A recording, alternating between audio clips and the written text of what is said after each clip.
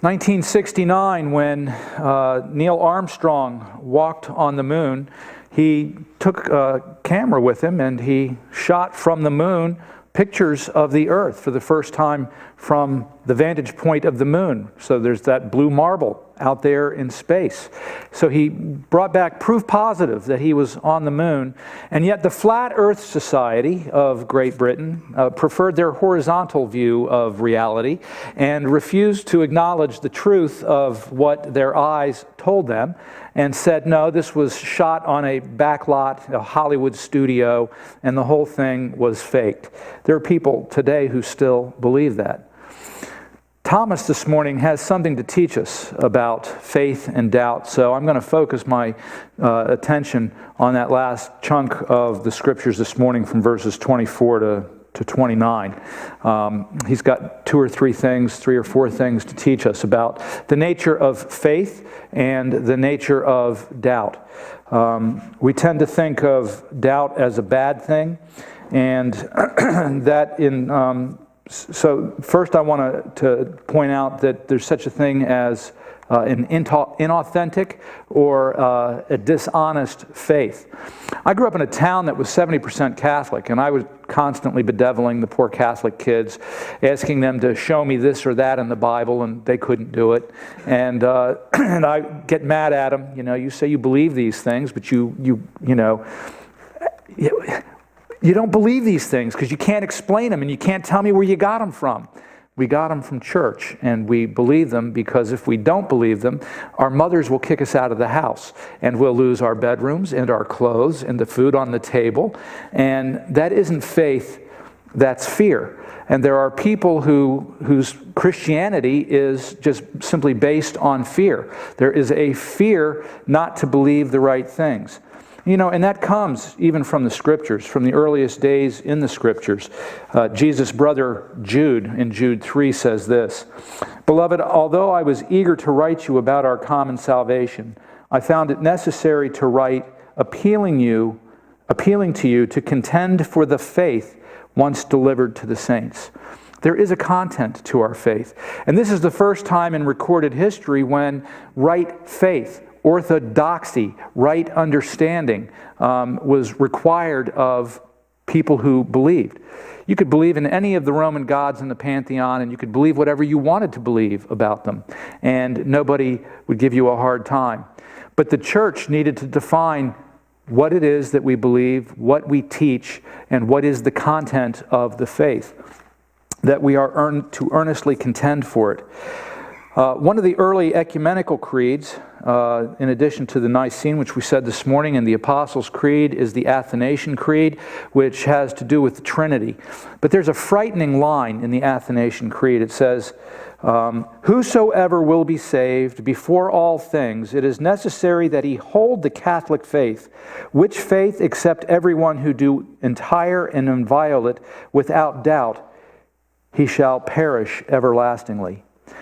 If you get it wrong, even by honest error, if you doubt, if you don't believe it in its entirety the way that it's taught, you will perish everlastingly. And so there came to be fear associated with belief. And so there's a story told about a guy on his deathbed said, "I believe it all, true or false. It's all true. I believe it all." Just trying to cover all his bases so that he could get in. That's fear, not faith. There's such a thing as dishonest faith. But I don't think that's true of Thomas. I think Thomas gets a bad rap. The adjective that's been associated with his name from the beginning, he was doubting Thomas.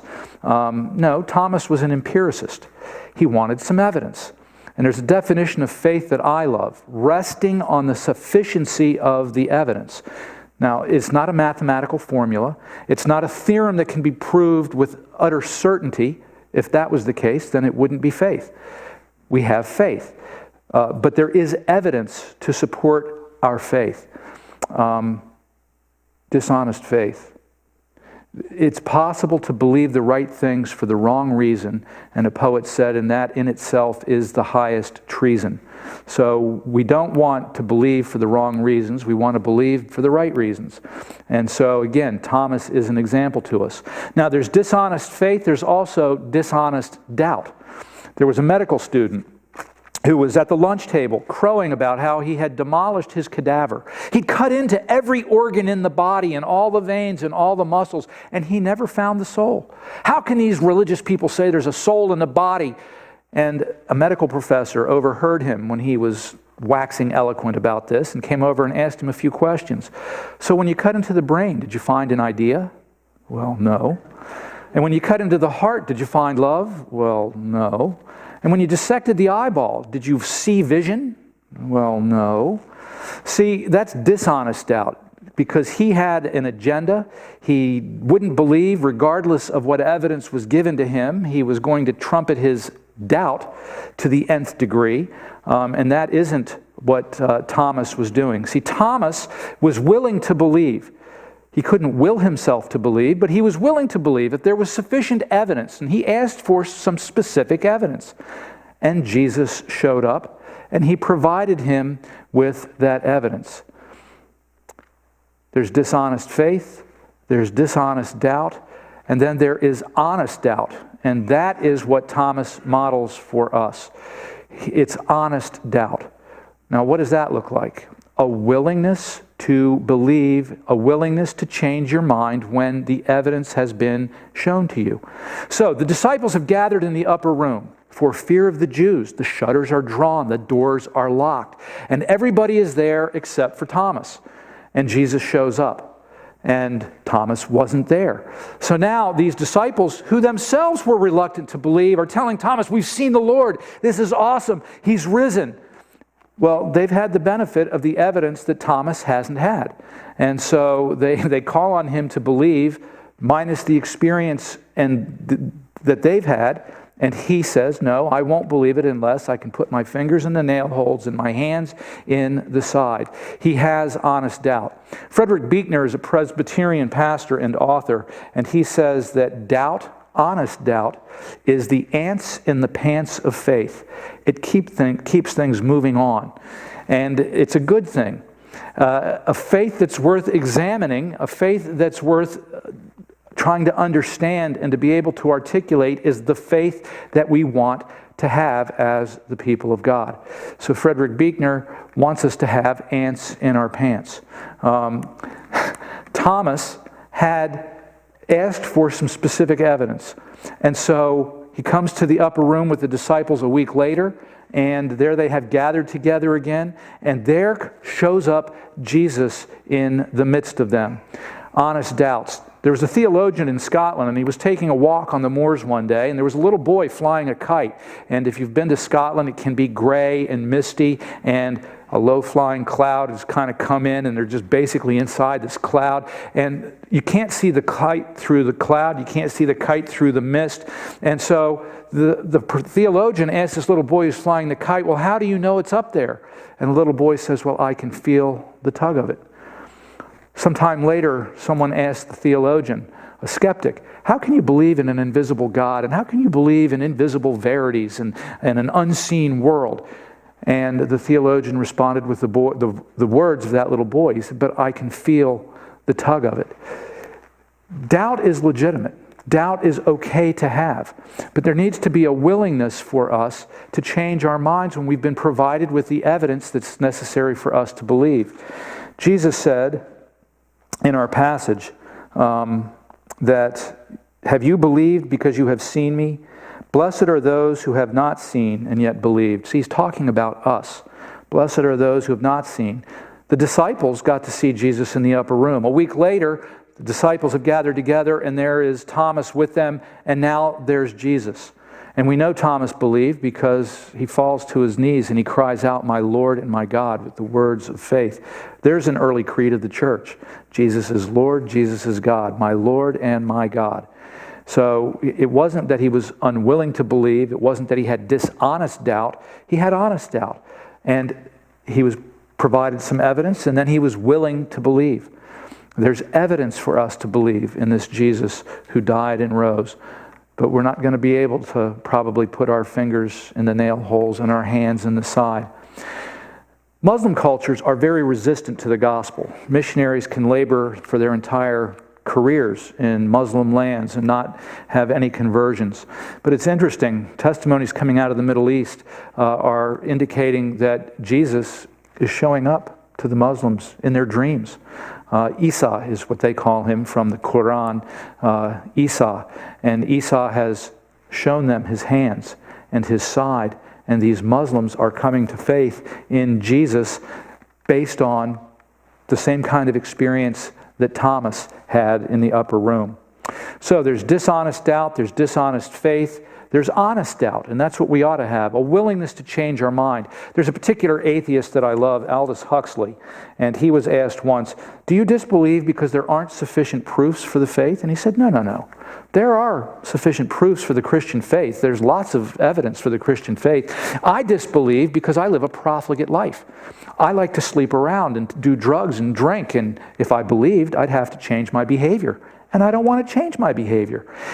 Finally, an honest atheist who acknowledges that there is sufficient proof to believe in Jesus as the Messiah, but people often don't because they don't want to change the way they behave. One last point this morning. We need to go where our answers, or where our questions can be answered. See, Thomas wasn't with the disciples when Jesus showed up the first time. The author to the letter of Hebrews says, let us consider how to stimulate one another to love and good deeds, not forsaking the assembling of ourselves together. Thomas is called Doubting Thomas, and Thomas is kind of derided. But where was Thomas when the disciples were gathered? It says right here in our passage, they're hiding out in this upper room. They've closed the shutters, they've locked the doors. They're afraid of the Jews, but not Thomas. If you go back in John's Gospel to chapter 11, verse 16, Thomas says, oh, he's going to Jerusalem to die. Let's go to Jerusalem and die with him. Thomas is all in. Thomas lacks imagination. Thomas doesn't really get that Jesus' deal is to raise to new life things that are dead. And so when he's confronted with the reality of the risen Christ, then Thomas actually gets it. So where was Thomas when the other disciples were hiding in the upper room? He's out in Jerusalem. He's out on the town. Hey, weren't you one of his disciples? Yes, I was. He's not hiding out like the rest of them. Again, I think Thomas gets a bad rap. And again, we know that Thomas believed because after his reconversion experience, after he's come to believe in the risen Christ and come to believe that Christ can raise dead things to life, he follows the trade routes from the Holy Land to India. And he became a missionary to India. And the church in India traces its heritage, its roots, all the way back to Thomas. And Thomas was told to be quiet about this risen Jesus. And Thomas refused. And for his trouble, they bashed his head in with a big wooden mallet. He believed it so much that he was willing to lay down his life for the truth of the gospel. We've got to be willing to go where our questions can be answered. And the questions that we have about the Christian faith, hopefully, can be answered in church. Hopefully, we are a church that allows people to ask questions. And I hope that's true. If you come on to Bible study on Mondays, then you know that there's lots of questions that people have. And we have fun answering those questions. Thomas forsook the assembling of himself with the other disciples. Some people say, well, I can worship at home. Well, Jesus didn't go to Thomas's house. Some people say I can worship on the golf course. Jesus didn't go to the golf course. Jesus went where the disciples gathered together. We call that the church. That's where Jesus shows up. And when Jesus shows up in the preaching of the word, when Jesus shows up in the celebration of the sacraments, that's where we have the kind of experience that the disciples and that Thomas had. That's where we're united to Christ.